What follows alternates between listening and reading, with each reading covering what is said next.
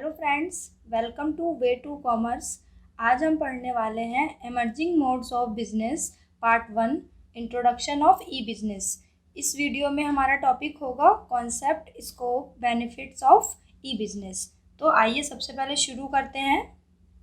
What is e business? Actually क्या होता है कि ई बिजनेस को हम एक और नाम से जानते हैं जिसको हम कहते हैं e commerce. E business and e commerce दोनों ही ये सेम चीज़ें होती हैं। और आज के टाइम में जितना ज़्यादा हम डेवलप हो चुके हैं, जितना ज़्यादा हम तरक्की कर चुके हैं, हम सबके पास मोबाइल है, हमारे सबके पास बैंक में अमाउंट रहता है और हम सब लोग ऑनलाइन शॉपिंग में और ऑनलाइन पेमेंट में बिलीव करते हैं। तो उसी सिस्टम को, उसी एक जो ये प्रक्रिया बनाई गई है, उसको हम कहते हैं ई बिजनेस। आज के टाइम में जब से आ चुका है, आज के इंटरनेट के युग में हम बहुत तेज़ी से इंटरनेट के साथ जुड़े हैं। बहुत तेज़ी से जो ई कॉमर्स है वो बहुत तेज़ी से फैला है। और इसी के साथ जो एक नया कॉन्सेप्ट आया, जिस नया कॉन्सेप्ट ये जो है एग्जिस्टेंस में आया, जिसको हम किस नाम से जानते हैं, हम कहते हैं उसे ई बिज़नेस या फिर ई कॉमर्स।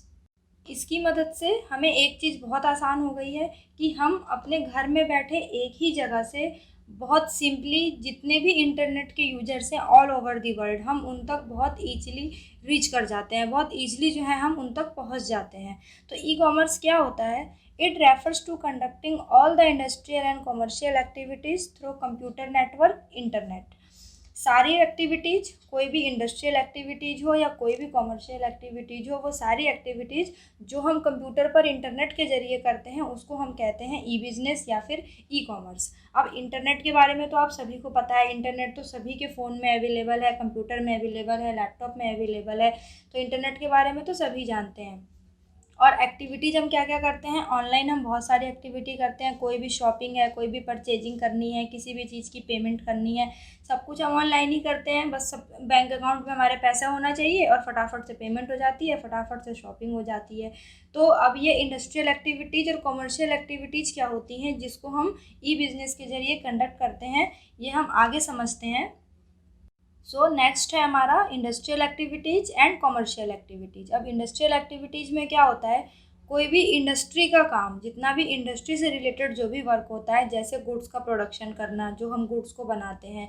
इन्वेंट्री मैनेजमेंट हम कहते हैं कि जो माल हमने, कच्चा माल हमें स्टॉक करके रखना था या फिर तैयार माल हमें कहीं स्टॉक करके रखना था। प्रोडक्ट डेवलपमेंट, जो प्रोडक्ट हमने बनाया है उसको हम और अच्छा करने के लिए क्या क्या कर सकते हैं। फाइनेंस, फाइनेंस तो सबसे इम्पॉर्टेंट फैक्टर है, क्योंकि जब तक हमारे पास फाइनेंस नहीं होगा, हमारे पास पैसा नहीं होगा, हम कोई भी बिज़नेस कर नहीं सकते हैं।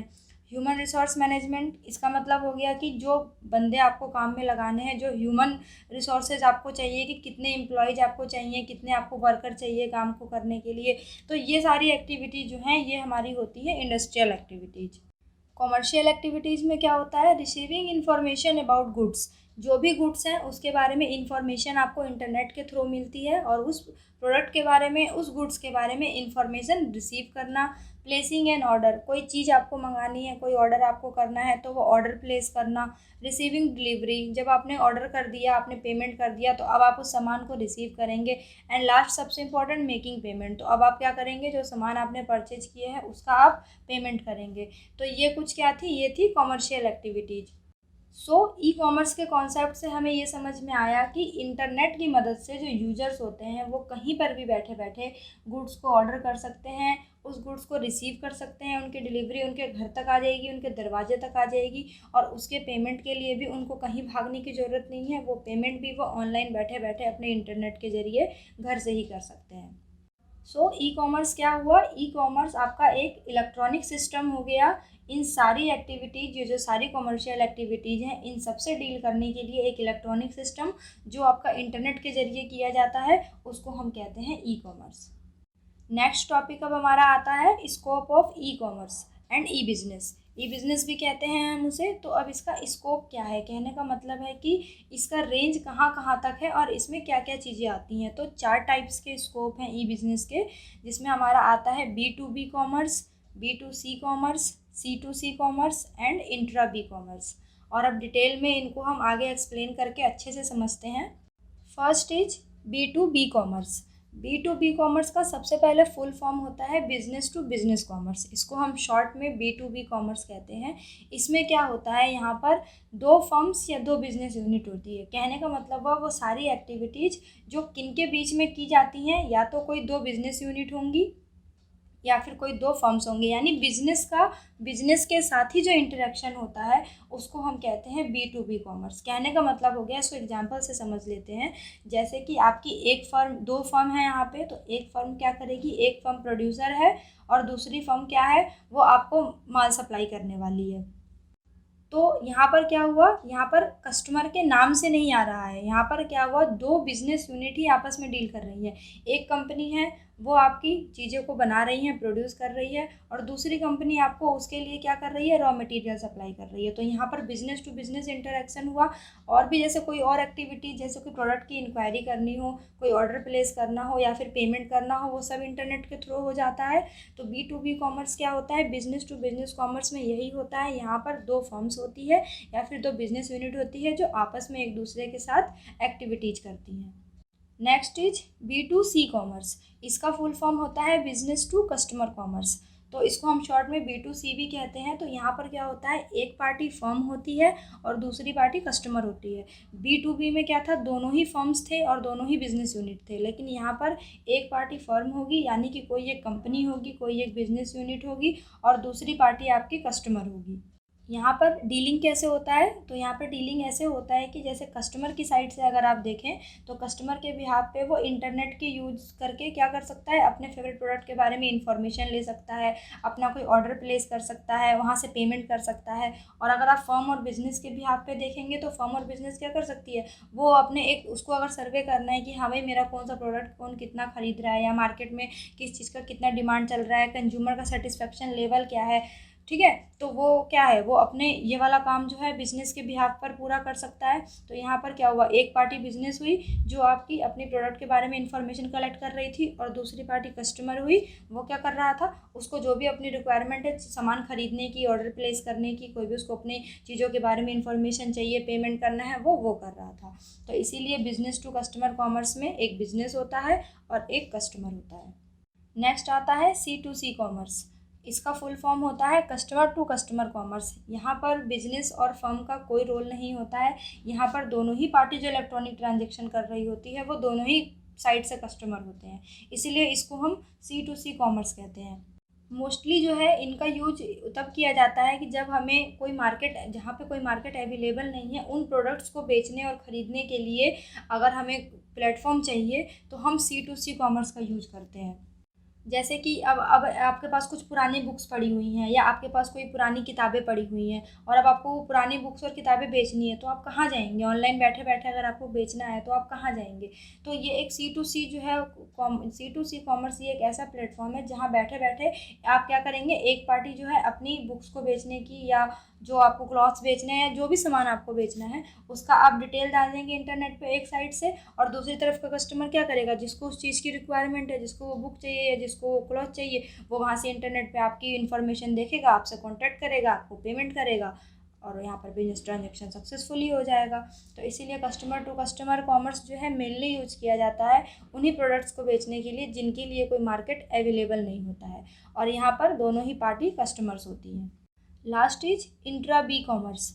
इंट्रा बी कॉमर्स में क्या होता है, यहाँ पर या तो कोई दो पर्सन्स होंगे, दो लोग होंगे, या फिर एक ही बिजनेस के, सेम बिजनेस के दो अलग अलग डिपार्टमेंट्स होंगे।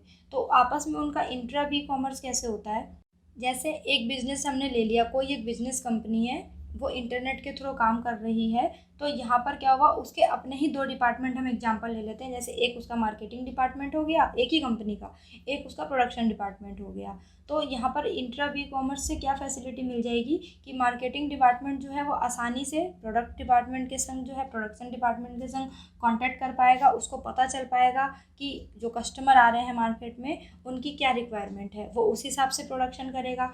और प्रोडक्शन डिपार्टमेंट मार्केटिंग डिपार्टमेंट से अगर कांटेक्ट में आएगा तो उसको ये इन्फॉर्मेशन मिल जाएगी कि कैसे अपने प्रोडक्ट को कस्टमर के बीच में फेमस करना है, कैसे अपने कस्टमर को ईजिली जो है वो कंज्यूमर तक हमें पहुंचाना है।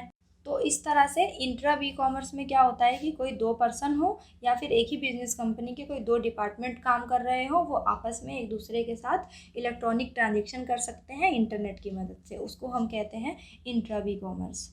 नेक्स्ट टॉपिक है बेनिफिट्स ऑफ ई बिजनेस या फिर ई कॉमर्स। अब ई बिजनेस और ई कॉमर्स के बारे में हमने इतना कुछ पढ़ा तो ओबियस है कि हमें इससे फ़ायदा भी बहुत होगा। तो इसके बेनिफिट्स हमें क्या क्या होते हैं, जैसे world wide reach, remove middle man and agents, good customer service, time saving, less personal cost, availability in remote areas. ये हमारे ई बिजनेस या ई कॉमर्स के कुछ बेनिफिट्स हैं। इनको हम क्लियरली डिटेल में आगे देखते हैं। First is world wide reach. इसमें क्या होता है कि जो बिजनेसमैन ई कॉमर्स के जरिए, ई बिजनेस के जरिए अपने बिजनेस को लेके चल रहे हैं, आगे बढ़ा रहे हैं, उनको उनकी जो पहुंच है वो वर्ल्ड वाइड हो जाती है। यानी कि उनको एक बहुत बड़ा एक्सटेंडेड मार्केट मिल जाता है, बहुत बड़े लेवल पे मार्केट मिल जाता है, जहां पर बहुत सारे कस्टमर जो हैं उनके कांटेक्ट में आते हैं। इंक्रीज इन सेल्स, जब बहुत सारे कस्टमर कांटेक्ट में आते हैं तो ओबियस है कि सेल्स जो है वो इंक्रीज होती है। न्यू कस्टमर अट्रैक्ट, नए नए कस्टमर अट्रैक्ट होते हैं उनके प्रोडक्ट के तरफ। एक्सपेंड मार्केट, और जब कोई बिजनेसमैन आपका वर्ल्ड वाइड रीच हो जाता है, इतना बड़ा लेवल पे उसका मार्केट हो जाता है, तो ओबियस है कि उसका बिजनेस जो है वो इंक्रीज हो जाता है। तो ये हमें एक फ़ायदा होता है ई बिजनेस से। नेक्स्ट हमें क्या बेनिफिट होता है, नेक्स्ट बेनिफिट है हमारा remove middle man and agent. Remove middle man and agent यानी कि जो बीच के दलाल और बीच के एजेंट होते हैं, यहाँ पर उनकी भी समस्या नहीं होती है। सबसे पहली बात, जो ई बिज़नेस है वो आपका कंप्यूटर पे इंटरनेट के थ्रू होता है, तो यहाँ पर आपको बीच के middle man, wholesaler, retailer, agent, इन सब की तो नीड ही नहीं है, क्योंकि यहाँ तो B2B कॉमर्स हो, B2C कॉमर्स हो, C2C कॉमर्स हो, सब आपस में ही एक दूसरे के संग डायरेक्ट कॉन्टैक्ट कर रहे हैं। तो यहाँ पर शॉर्ट द सप्लाई चेन, ये सप्लाई चेन तो पहले ही शॉर्ट हो गया क्योंकि बीच के सारे लोग हट गए। Direct contact with customer, internet पे पहली पार्टी दूसरी पार्टी के संग डायरेक्ट इंटरनेट पे कांटेक्ट करेगी, बीच में हमें कोई दलाल नहीं चाहिए। गुड्स ऑन लेस प्राइस, जब बेचने वाला और ख़रीदने वाला दोनों ही एक दूसरे के आमने सामने होंगे और कांटेक्ट करेंगे एक दूसरे के साथ डायरेक्टली, तो ऑब्वियस सी बात है कि गुड्स का जो रेट है वो भी बिल्कुल सही प्राइस पे मिल पाएगा। तो यहाँ पर फ़ायदा क्या हो जाता है, यहाँ पर दोनों पार्टीज़ को फ़ायदा हो रहा है। जो कस्टमर है उसको फ़ायदा ये हो रहा है कि उसको चीज़ें कम प्राइस पे मिल जा रही हैं, और जो बेचने वाला प्रोड्यूसर है उसको फ़ायदा ये हो रहा है कि उसको कस्टमर के बारे में इंफॉर्मेशन ईजिली मिल जा रहा है। तो बीच में से ये मिडिलमैन और एजेंट हट जाने के कारण ई बिज़नेस से हमें ये फ़ायदा मिलता है कि सप्लाई चेन जो है वो हमारी शॉर्ट हो जाती है। Next is good customer service. अब इनका कस्टमर सर्विस अच्छा ऐसे है, quick solution of doubt of customers and businessman. यहाँ पर कंप्यूटर के थ्रू काम होता है, इंटरनेट के थ्रू काम होता है, डायरेक्टली जो बेचने वाला है और जो ख़रीदने वाला है उनके बीच में कांटेक्ट हो रहा है, डायरेक्टली कस्टमर और बिजनेसमैन के बीच में कांटेक्ट हो रहा है। तो अगर कस्टमर को अपने कोई कन्फ्यूजन है, कोई इन्फॉर्मेशन लेनी है, वो डायरेक्टली बिजनेसमैन से पूछेगा। बिजनेसमैन को अगर कंज्यूमर के बारे में कुछ इन्फॉर्मेशन लेनी है तो वो डायरेक्टली कस्टमर से कॉन्टैक्ट करेगा। तो यहाँ पर क्या है, कस्टमर सर्विस अच्छी है। कोई भी अगर इन दोनों पार्टीज में से किसी को डाउट आता है, कोई क्वेश्चन रेज होता है, कोई सजेशन चाहिए होता है, तो वो फटाफट से दोनों एक दूसरे के संग इंटरेक्ट करके उसको दूर कर सकते हैं। तो यहाँ पर कस्टमर सर्विस जो है वो अच्छी होती है। Next is time saving. Time saving कैसे होता है, तो इंटरनेट और मोबाइल तो आजकल हम सबके हाथ में होता है, फटाफट से हम सारे काम इंटरनेट के थ्रू कर लेते हैं। तो टाइम सेविंग तो ये ऑब्वियस है, no need to go market, कहीं बाहर जाने की ज़रूरत नहीं है। जो भी प्रोडक्ट हमें ख़रीदना होता है फटाफट से मोबाइल पे अमेजोन डाला, फ्लिपकार्ट डाला, मिंत्रा डाला, फटाफट से जो चाहिए वो खोला।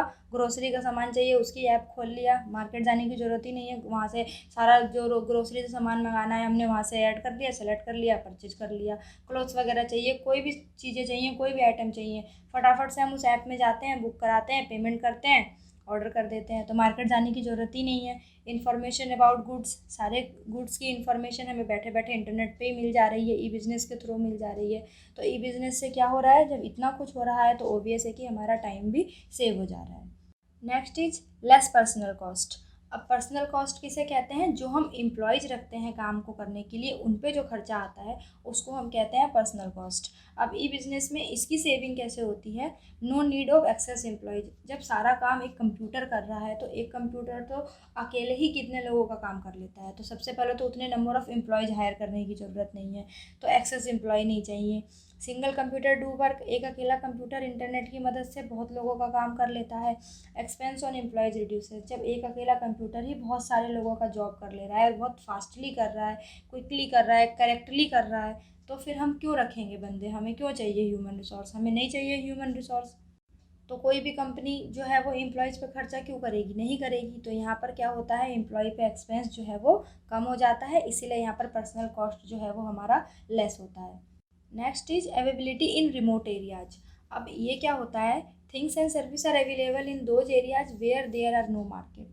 सबसे पहली बात तो अगर हमें फिजिकली मार्केट जाना होता है तो हम काफ़ी सारी चीज़ें देखते हैं, हमें टाइम निकालना होता है कि आज हमारा काम ख़त्म होगा तो हम टाइम निकाल के मार्केट जाएंगे। फिर हम ये देखते हैं कि जहाँ हम रह रहे हैं वहाँ हमारे आसपास कोई मार्केट है या नहीं, या बहुत दूर रिक्शा ऑटो टेम्पो करके हमें मार्केट तक जाना है, तो आधा तो शॉपिंग करने का मन पहले ही ख़राब हो जाता है अगर दूर चल के मार्केट जाना होता है तो।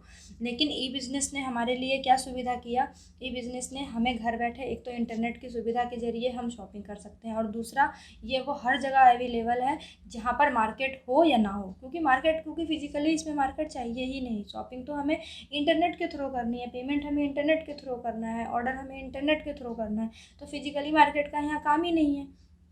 तो इसीलिए जो रिमोट एरियाज होते हैं जहाँ तक कोई नहीं पहुँच पाता, जहाँ कोई मार्केट नहीं होते, वहाँ पर ये ई बिज़नेस पहुँच जाता है। तो ई बिज़नेस का हमें ये भी बेनिफिट है कि ये रिमोट एरियाज में अवेलेबल है। इस वीडियो में हमने ई कॉमर्स के कॉन्सेप्ट को समझा। ई कॉमर्स हम किसे कहते हैं, ई कॉमर्स को हम ई बिज़नेस के नाम से भी जानते हैं। ई बिज़नेस का स्कोप कहाँ कहाँ तक है वो हमने देखा, और ई बिज़नेस के हमें बेनिफिट्स क्या हैं, हमें फ़ायदे क्या हैं, वो भी हमने समझा। Thank you for watching my video. अगर आपको ये वीडियो पसंद आया तो इसे ज़रूर लाइक करें, ज़्यादा से ज़्यादा अपने दोस्तों के साथ इसे शेयर करें, और आने वाले टॉपिक्स के अपडेट्स के लिए चैनल को सब्सक्राइब करें।